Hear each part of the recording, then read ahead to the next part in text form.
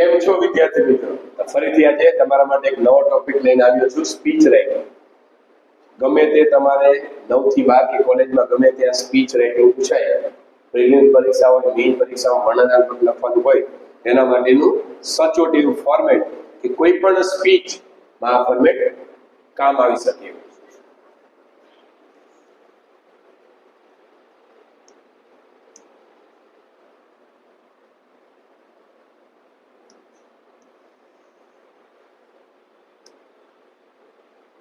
જ્યારે કોઈ પણ સ્પીચ લખવાની તો સૌથી પહેલા ટાઇટલ સ્પીચનો સ્પીચ ઇઝ અબાઉટ સ્પીચનો વિષય.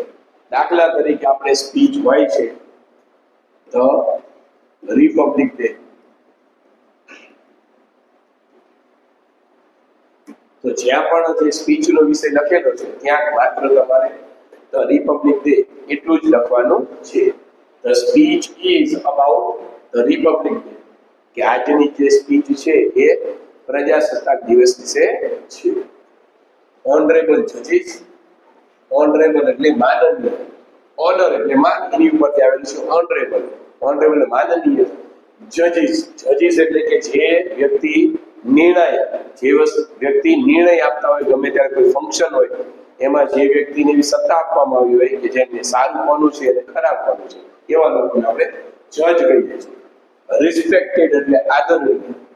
ટીચર્સ એન્ડ ડિયર ફ્રેન્ડ્સ, કે માનનીય જજીસ, આદરણીય શિક્ષકો અને મારા વહાલા એવા મિત્રો. Today is A big day. આ ટુડે એટલે આજ, આજનો દિવસ છે. કેવો દિવસ છે? મોટો દિવસ છે.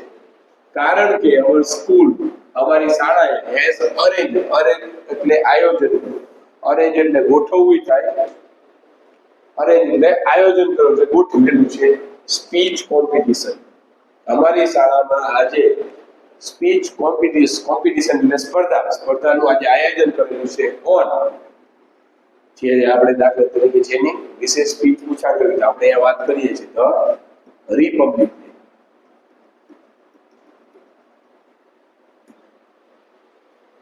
ટુડે અહીંયા પૂર્ણ વિરામ છે. Today I am going to deliver the speech.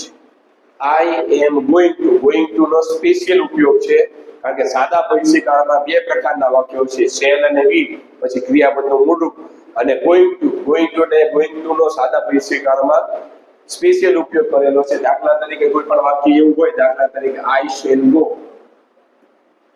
એટલે કે હું જઈશ. આઈ એમ ગોઈંગ ટુ ગો એટલે હું ચોક્કસ જવાનો છું. આપણે બે પ્રકારે વાક્ય બોલીએ છીએ કે હું આવતીકાલે જઈશ. જઈશ એટલે કદાચ જાય કે ન જાય સાદા ભવિષ્યકાળમાં, પણ આઈ એમ ગોઈંગ એટલે હું આવતીકાલે જવાનો છું. ભવિષ્યની ક્રિયા જ સૂચવે છે, પણ ચોક્કસ જ્યારે તમે લખ્યું હોય ત્યારે. Today I am going to deliver. Deliver એટલે સ્પીચ આપવાનું. ધ સ્પીચ ઓન, સ્પીચનો વિષય, જે સ્પીચનો વિષય હોય અહીંયા આપણે છે રિપબ્લિક ડે. રિપબ્લિક ડે છે કે આજે હું રિપબ્લિક ડે છે એના ઉપરનું સ્પીચ આપવાનું છે. સો તેથી please pay attention whatever I will say, એટલે કે જે પણ વસ્તુ હું બોલું એના ઉપર તમે તમારું કૃપા કરીને ધ્યાન કેન્દ્રિત કરજો. પ્લીઝ એટલે કૃપા કરીને, પે અટેન્શન એટલે ધ્યાન આપવું, વોટ એવર એટલે જે પણ કઈ વસ્તુ આઈ વુડ સે, એટલે કે જે વસ્તુ જે પણ બોલવાનું હોય એના ઉપર તમે પૂરતું તમારું ધ્યાન આપજો. મોર એવર એટલે તદુપરાંત, my request is that to keep silence, કે આના ઉપરાંત મારી એક તમને બધાને નમ્ર વિનંતી છે કે is that to keep silence, બધા શાંતિ જાળવો, શાંતિ રાખજો. વાઇલ એટલે કે જ્યારે, આઈ એમ સ્પીકિંગ, કે જ્યારે હું મારી સ્પીચ બોલતો હોય અથવા બોલતી હોય ત્યારે તમે બધા શાંતિ રાખજો, શાંતિ જાળવો. So that audience can here me clearly, કે જેથી મારી સ્પીચ બધા જે શ્રોતાગણ છે, જે વ્યક્તિ જે બધા સાંભળવા માટે મને આવ્યા હોય એ બધા શાંતિથી મને ક્લિયરલી એટલે સ્પષ્ટપણે મને સાંભળી શકે. કારણ કે આપણે ખબર છે કે જો બોલવાવાળો સ્પીચ આપતો હોય પણ જો વાતાવરણ ઘોંઘાટ કર્યું હોય તો એ સ્પીચ સરળ રીતે સાંભળી ન શકે, એટલે સારી રીતે સમજી પણ ન શકે. ને સમજી ન શકે તો જે સ્પીચનું જે માધ્યમ છે કે જે જેના માટે સ્પીચ આપવામાં આવી છે એનો ઉદ્દેશ્ય પૂરો થાય નહીં.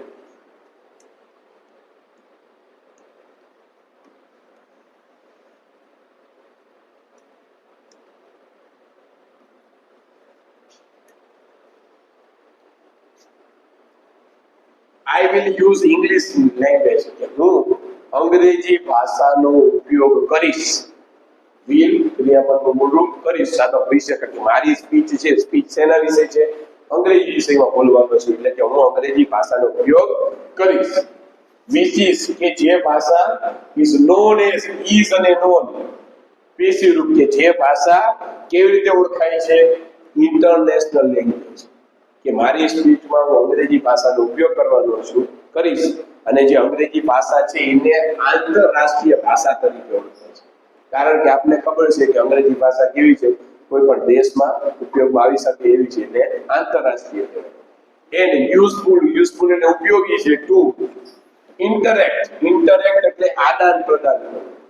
એક ભાષાની વાતચીત કરવા માટે ઇન્ટરેક્ટ. અંગ્રેજી ભાષા કેવી છે કે ભાષામાં આપણે આપણા વિચારોને બીજા, દાખલા તરીકે ફોરેન કન્ટ્રીઝ હોય તેમાં આપણે આપણું કલ્ચર છે, આપણા વિચારો છે એને આદાન પ્રદાન કરી શકીએ.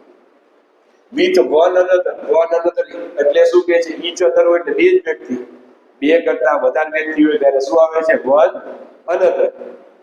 As far as our emotion એટલે આપણી લાગણીઓ, એન્ડ કલ્ચર આર કન્સર્ન અને આપણા કલ્ચર એટલે આપણે જે સંસ્કૃતિ છે કે હું અંગ્રેજી ભાષામાં હું પોતે આ સ્પીચ આપીશ. અને અંગ્રેજી ભાષા કેવી છે? આંતરરાષ્ટ્રીય ભાષા છે કે જેના માધ્યમ દ્વારા કે જે આપણે ક્યાં ક્યાં ઉપયોગી થાય છે કે આપણે એકબીજાની સાથે આદાન પ્રદાન કરવામાં અને આપણું કલ્ચર અને આપણી બધી જે લાગણીઓ છે એ લાગણીઓને આપણે એકબીજાને લેવડ દેવડ કરવામાં ઉપયોગી છે. આઈ હેવ યુઝડ સમ ફ્રેઝીસ કે મેં અહીંયા થોડાક એવા ફ્રેઝીસ એટલે શબ્દ સમૂહ હોઈ શકે, કહેવત હોઈ શકે, એનો ઉપયોગ કરે છે. ટુ સો એટલે બતાવવા માટે, the intensity of the matter એટલે કે જેવા પ્રકારનું ફંક્શન હોય, જેવા પ્રકારની સ્પીચ હોય એ સ્પીચ ઉપર વધારે પડતો એવો ભાર પડે, વધારે પડતું એ સ્પીચના મારા શબ્દોનું વજન પડે, એના માટે મેં ઘણા બધા શબ્દ સમૂહ અથવા રૂઢિપ્રયોગ અથવા એવા શબ્દોનો ઉપયોગ કરીશ. સો આઈ રિક્વેસ્ટ યુ ધેટ તેથી હું તમને રિક્વેસ્ટ કરું છું કે સો ડોન્ટ ટેક ઇટ અધરવાઇઝ એટલે શું કે જેવા બધા શબ્દ સમૂહ હોય, કેવા બધા રૂઢિપ્રયોગ હોય એને તમે આ સ્પીચના સંદર્ભમાં સમજશો. કારણ કે આપને ખબર છે કે અંગ્રેજી ભાષામાં કેટલા એવા શબ્દો હોય, કોન્ટેક્સ્ટ મિનિંગ અલગ હોય છે અને ડિક્શનરી મિનિંગ અલગ હોય છે. તો આ સ્પીચમાં જેવું શબ્દ સમૂહ, ફ્રેઝ હોય, વન વર્ડ સબસ્ટિટ્યુટ હોય કે ગમે એ હોય કે જે ઉપયોગ કરીશ તે તમે સ્પીચના સંદર્ભમાં જ તમે એને લેશો, એના બીજા સંદર્ભમાં લેશો નહીં.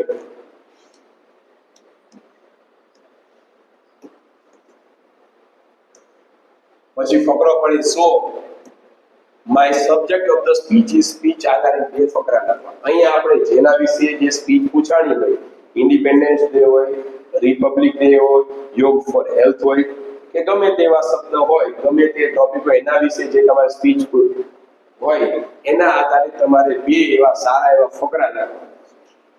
અને હંમેશા એક યાદ રાખવું કે સ્પીચ એના માટે હોય કે જીવનમાં, સમાજમાં ગમે કોઈ પણ વ્યક્તિ હોય, કોઈ પણ સમાજ હોય એમાં જાગૃતિ લાવવા, એવા બદલાવ લાવવા માટે સ્પીચનું આયોજન કરવામાં આવે છે. પછી બે ફકરા લખ્યા પછી એને શું કહેવાય? આપણે ઉપસાહન કહેવાય. હવે આપણે સ્પીચ પૂરી કરવાની હોય તો એનો ફકરો જે આવે છે સો હિયર એટલે અહીં એક હિયર આવે HER હિયર એટલે સાંભળવું અને અહીંયા આવે હિયર HER હિયર એટલે અહીંયા. આ બંનેને આપણે આગળ ભણી ગયા છે એને શું કહેવાય? મોનોલોગ્સ કહેવાય. એનું ઉચ્ચારણ સરખું છે, એનો સ્પેલિંગ અલગ અલગ છે અને બંનેનો મતલબ અલગ થાય છે. આને પણ હિયર વંચાય, આને પણ હિયર વંચાય. આ હિયર એટલે સાંભળવું થાય, આ હિયર એટલે અહીંયા થાય. I am going to conclude એટલે જ્યારે આપણે કોઈ પણ સ્પીચ બોલતા હોય, કોઈ પણ ગીત ગાતા ગમે એને આપણે જ્યારે એનું પૂર્ણાહુતિ કરવી એને કન્ક્લુડ કહેવાય. કન્ક્લુઝન એટલે ઉપસાહન, ટૂંકમાં છેવટે માય સ્પીચ કે હું હવે મારી જે સ્પીચ છે એને પૂરું કરવા જઈ રહ્યો છું. I am very obliged એટલે ના ઋણી હોવું. કોઈ વ્યક્તિએ આપણા માટે કંઈક સારું એવું કાર્ય કર્યું હોય ને આપણે એનો આજીવન એની ઉપર ઉપકાર માની અને ના ઋણી એવું કહેવાય. That you heard me peacefully કે તમારા બધા લોકોનો હું આભાર માનું છું અને તમારો ઋણી છું કે તમે બધા લોકોએ મને શાંતિપૂર્વક સાંભળ્યું. પીસફુલ એટલે શાંતિથી. આઈ રિયલી થેન્ક, હું બીજા બધાનો આભાર માનું છું. આભાર માનું. ઇન્વાઇટેડ ગેસ્ટ, કે જે બધા અહીંયા ગેસ્ટ જે મહેમાનો હતા એને અમે આમંત્રિત કર્યા હતા, એ બધા લોકોનો આભાર માનું છું. જજીસ, કે જે બધા નિર્ણાયક હતો એનો. એન્ડ માય સપોર્ટિવ ટીચર્સ, અને કે મારા એવા શિક્ષકો જેણે મને આ સ્પીચ બોલવા માટે સપોર્ટ કર્યો હતો, પ્રેરણા આપી હતી કે તારામાં તાકાત છે, તું આ બોલી શકે છે. આપને કેટલી વખત સ્પીચ આપવા જઈએ તો આપણામાં એક ખબર હોય, આપણે સ્ટેજ ફિયર હોય છે. સપોર્ટિવ એવા શિક્ષકો હોય જે આપણે સપોર્ટ કરે, ના ખરેખર તારામાં તાકાત છે અને તું આ કાર્ય કરી શકે છે. who have encouraged me, encourage એટલે પ્રેરણા આપી, પ્રોત્સાહન આપી, જેણે મને પ્રોત્સાહન આપ્યું me to prepare this speech, કે આ સ્પીચ જે છે, સ્પીચની મેં તૈયારી કરવામાં, બોલવામાં, અને મારે શું શું ભૂલ થતી હતી એ બધામાં મને પ્રેરણા આપી, મને સપોર્ટ કર્યા, એવા શિક્ષકોનો પણ હું આભાર કરું છું. આઈ વિલ નેવર forget એટલે ભૂલીશ નહીં, કે હું આ speech I will never forget this inspiring એટલે પ્રેરણા આપી, મોટિવેશન એટલે શું, આપણે કોઈ પણ વ્યક્તિ હોય એને પ્રોત્સાહન આપવું, મોટિવેશન એટલે પ્રોત્સાહન, till my last breath, કે આવા પ્રકારનું પ્રોત્સાહન અને આવા પ્રકારની પ્રેરણા કે મારા જિંદગીના છેલ્લા શ્વાસ સુધી હું આ અનુભવને ભૂલીશ નહીં.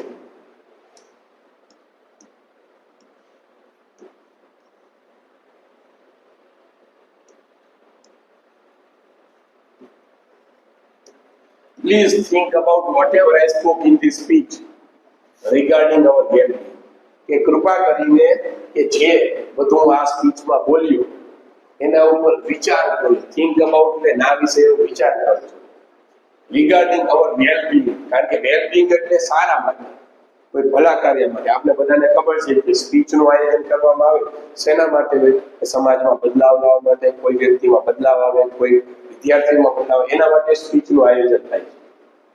થેન્ક્સ ફોર હિયરિંગ મી, તમને બધા મને સાંભળ્યું એના બદલ તમારો આભાર. Thank you very much.